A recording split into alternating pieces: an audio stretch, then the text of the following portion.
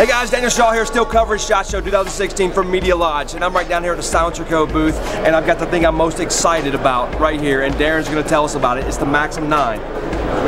Why does this gun exist? This gun exists because we wanted to do an integral suppressed solution.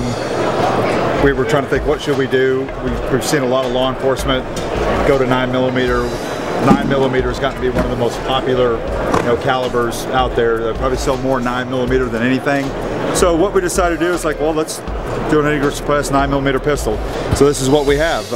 We first came out with it back when we were did our launch event in Key West back in September, and we had it on an M&P frame. So a lot of people, that caused a lot of confusion. There was a M&P, everybody thought we were doing something with M&P. We just did that as a proof of concept.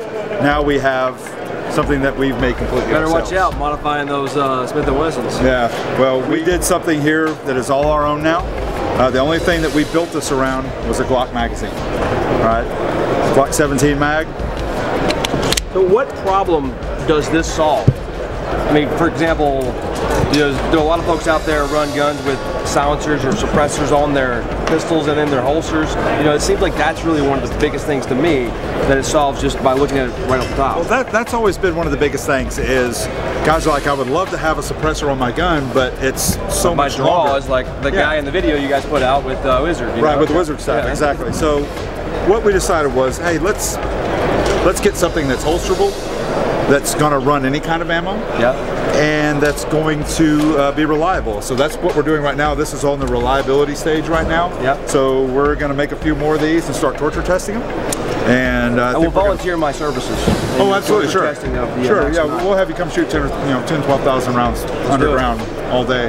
I'll have somebody else fill magazines. Let's do that. Absolutely, I'm down. If you're ready to volunteer. Sorry, keep going with my selfish interjections. That's cool. One thing we are thinking about doing with a lot of Silencerco stuff, we're modular.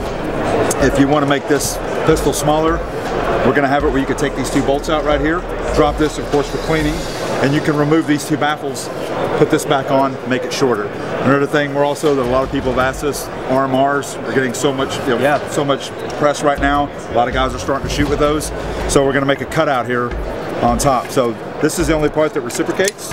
You're going to have nice, because basically that dot's going to stay on plane. It's not a moving one. Right, and it's a fixed barrel. Very cool. So it's going to be a lot more accurate than a barrel that's moving around. Right. You know what I'm saying? So it's also, that optic's going to be able to withstand hold zero better because it's not reciprocating like where we're mounting RMRs and those kind of things right now. Right, exactly. Right. Another thing we're also thinking about doing is we have this channel right here on the bottom. We're thinking about, that could be a good place if we extended that channel out, if we're able to, if we have enough metal to do that with, and have that for a light or a laser, something elegant, something low profile.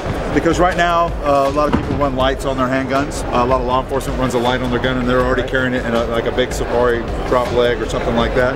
This is about the same depth. It is. So we want to keep it in that general wheelhouse. And we're wanting to make this a duty grade firearm. We want this to be a 20,000, 30,000 round pistol. So this gun's new and everybody's like, yeah, whatever, it's never going to happen. And then they're like, yeah, whatever, nobody's ever going to buy that. So if you look back, I was just at the Glock booth doing a video for them. It's the 30th anniversary. Right. 30 years ago, that's what everybody was saying. Yeah. So what's your plan for that right there to make sure in the next 30 years you're celebrating the 30th anniversary of the Maxim 9 and it might be the Maxim 57 by then, who knows? Right. Well, also 5 years ago, nobody had ever heard about people hunting with suppressors. Right. And now we have, 41 states where you can own them. So that's pretty awesome. Yeah. Same thing with digital cameras. You can go on down the line. Oh, we'll never use that. Now everybody uses one. So we're hoping to create kind of a shift in who our gun owners are going to be. We've had people of all ages really come in and pick this thing up and go, oh wow, that's a lot lighter than I thought it was, and I bet it shoots great, and I bet the recoil's great. So I mean, it's something that's gaining a lot of traction, and we don't want it to be a novelty. We want it to be something that you'd be comfortable carrying and having in your home and shooting all the time. And now instead of having to have a long suppressor on the end, now we have this option. Guys, thanks for watching. I'm Daniel Shaw. This Maxim 9 gets Daniel Shaw's vote for most badass in this show. Silencerco, changing lives and changing the world one suppressor at a time. Keep watching Media Lodge for more coverage of SHOT Show 2016.